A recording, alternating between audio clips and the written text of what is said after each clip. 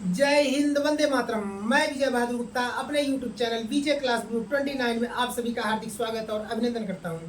आज मेरे प्यारे साथियों भाइयों, आपके सामने क्या करेंगे, क्लास 10 का हम फिजिक्स लेकर चलेंगे, जो कि हम आपको चैलेंज देते हैं 75 डेज का। 75 डेज में हम क्या करेंगे, आपके क्लास 10 का टोटल फिजिक्स कंप्लीट कर देंगे। ठीक है, एक एक आपके एग्जाम्पल से आपके सवाल को लेकर के, जो आपके सवाल दिए हैं और जो आपकी एग्जाम्पल सभी को लेते हुए 75 दिन में हम क्या करेंगे, आपका जो फिजिक्स है क्लास 10 का उसको हम कंप्लीट कर देंगे। हम आपको चैलेंज देते हैं और आपको हम क्या करेंगे, फिजिक्स में बहुत ही स्ट्रांग बना देंगे।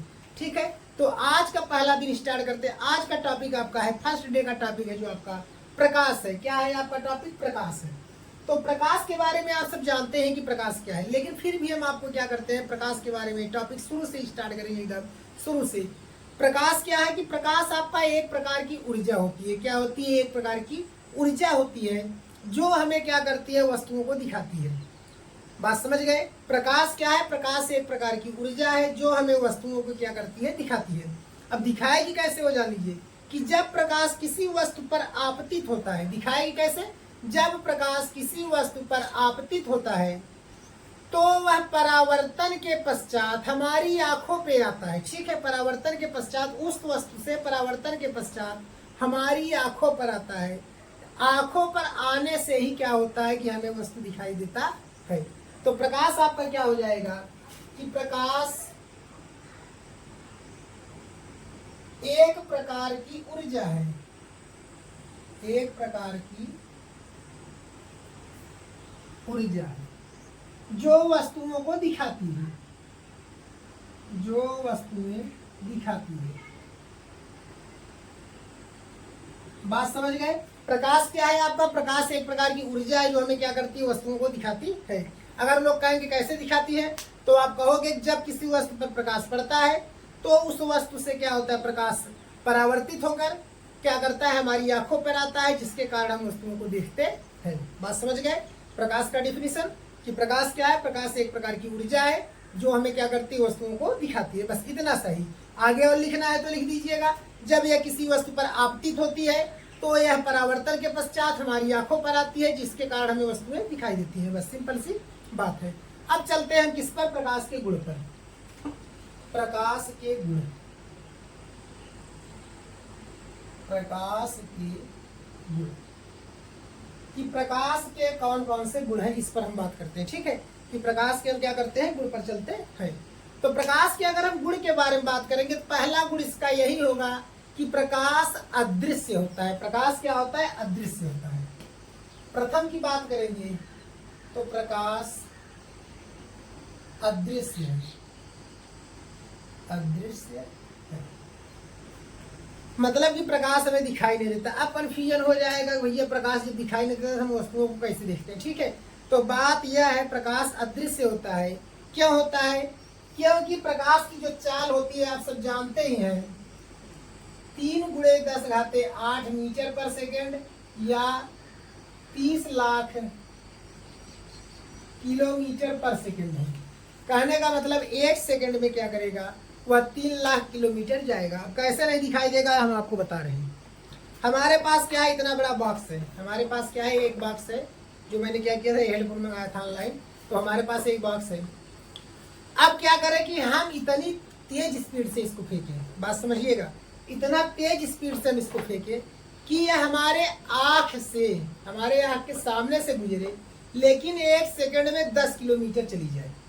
बात किसकी कर रहे हैं? 3 लाख की बात नहीं कर रहे, 10 किलोमीटर सिर्फ बात कर रहे हैं। अगर कोई कहीं से आ रहा हो और एक सेकंड में कितना किलोमीटर जाए, 10 किलोमीटर जाए, हमारी आंख के सामने से गुजरे, तो क्या आपको भरोसा है कि यह आपको दिखाई दे जाएगा? आपको आपका आंख इसको देखने में सक्षम है? नहीं है। ठीक है, तो आपका आंख इसको क्या कर सकता है? नहीं देख सकता है। ठीक है, केवल 10 किलोमीटर। इसी वजह से प्रकाश में क्या होता है, दिखाई नहीं देता है, क्योंकि प्रकाश की चाल क्या होती है, बहुत अधिक होती है। बात समझ गए? अब चलते हैं आगे। तो कहने का मतलब हुआ कि प्रकाश अदृश्य होता है, परंतु इसकी उपस्थिति में हमें वस्तुएं दिखाई देती हैं। ठीक है, परंतु इसकी उपस्थिति में क्या होती है, वस्तुएं दिखाई देती हैं। आपका ऑप्शन पहला हो गया।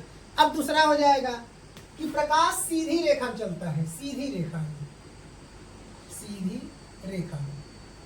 प्रकाश सीधी पथ पर या सीधे गमन करता है, मतलब सीधे रास्ते पर चलता है। प्रकाश सीधे रास्ते में चलता है या सीधी रेखा में चलता है। ऐसा नहीं यहाँ से प्रकाश आ रहा है तो ऐसे झूमते झूमते झूमते झूमते आएगा, ऐसा नहीं है। प्रकाश यहाँ से हमने टॉर्च मारा, ये हमारा टॉर्च हो गया, यहाँ से टॉर्च मारा तो प्रकाश ऐसे फैलना शुरू कर देगा। कहने का मतलब है जो प्रकाश का रास्ता है वो क्या है आपका, सीधी रेखा में। ठीक है, बात समझ गए कि प्रकाश क्या है आपका, अदृश्य होता है परंतु इसकी उपस्थिति वस्तुएं दिखाई देती हैं। प्रकाश सीधी रेखा में चलता है। और इसके बाद क्या है, प्रकाश में अगला गुण हो जाएगा, प्रकाश में परावर्तन और अपवर्तन का गुण पाया जाता है। तीसरा क्या हो जाएगा, परावर्तन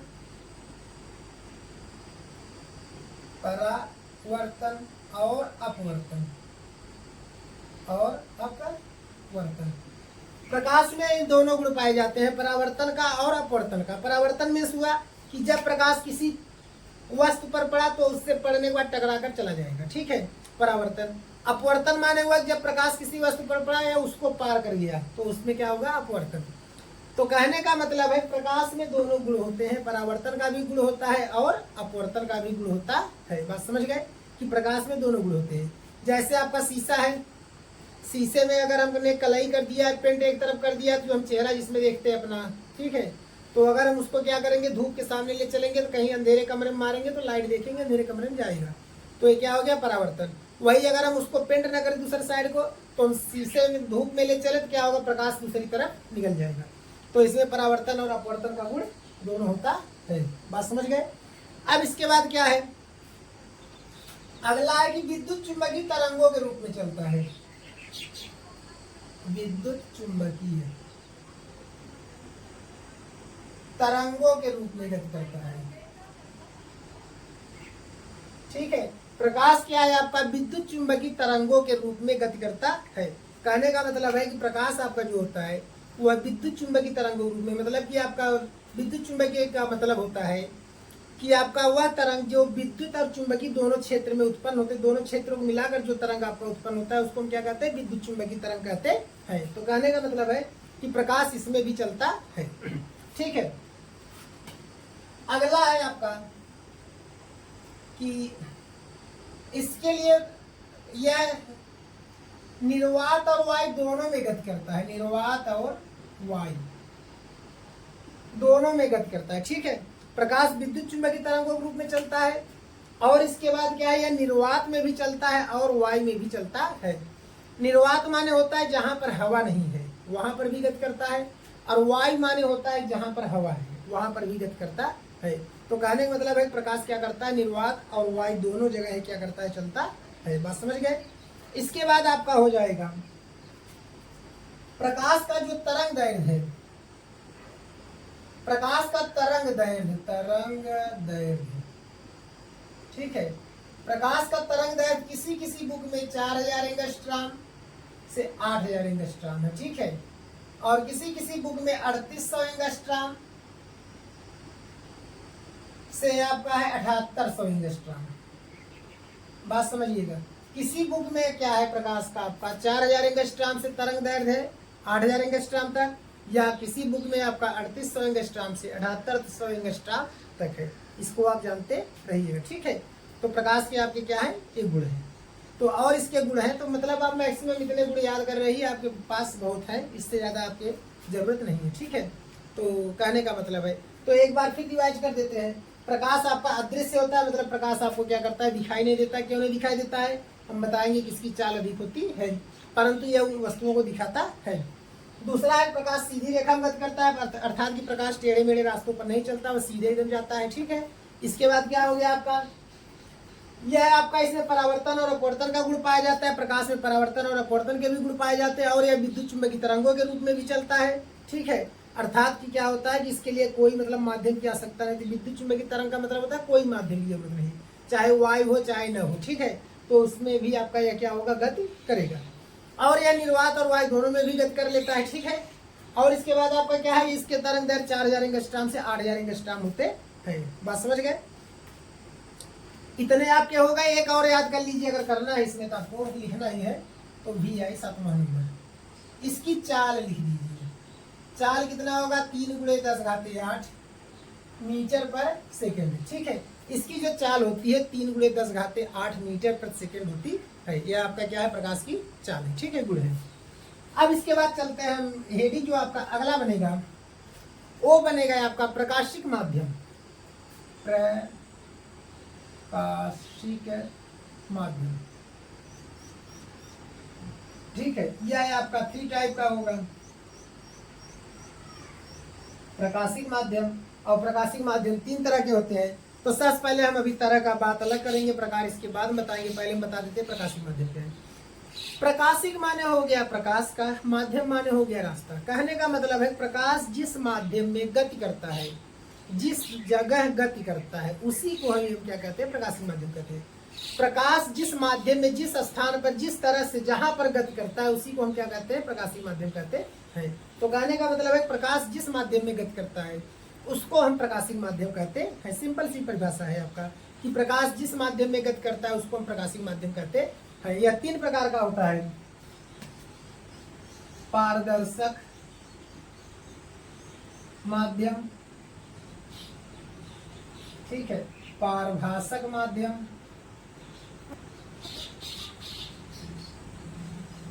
और इसके बाद होता है अपारदर्शक माध्यम।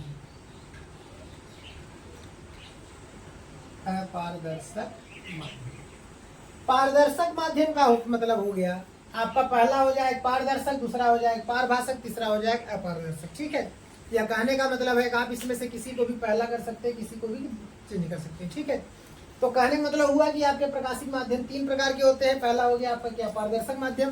पारदर्शक माध्यम का मतलब हो गया कि प्रकाश का अधिकांश भाग जिस माध्यम से गुजरता है उसे हम क्या कहते हैं, पारदर्शक माध्यम कहते हैं। ठीक है, प्रकाश का अधिकांश भाग जिस माध्यम से होकर गुजर जाता है, मतलब कि जहां से होकर प्रकाश पूरी तरह से लगभग गुजर जाती है, उसे हम पारदर्शक माध्यम कहते हैं। जैसे आपका एग्जाम्पल हो जाएगा वायु और कांच। ठीक है, इधर आइए, वायु और कांच। तो कहने का मतलब इसका एग्जाम्पल आपका हो जाएगा पारदर्शक माध्यम, मतलब प्रकाश का अधिकांश भाग जिस माध्यम में से गुजरता है उसे हम पारदर्शक माध्यम कहते हैं। जैसे आपका हो गया वायु और कांच हो गया। पारभाषक माध्यम का मतलब हो जाएगा प्रकाश जिस माध्यम से, प्रकाश का अधिकांश भाग जिस माध्यम से नहीं गुजर पाता है, ठीक है, उसे हम क्या कहते हैं, पारभाषक माध्यम कहते हैं। तो पारभाषक माध्यम में जैसे हो जाएगा गंदा जल, ठीक है, घिसा हुआ कांच,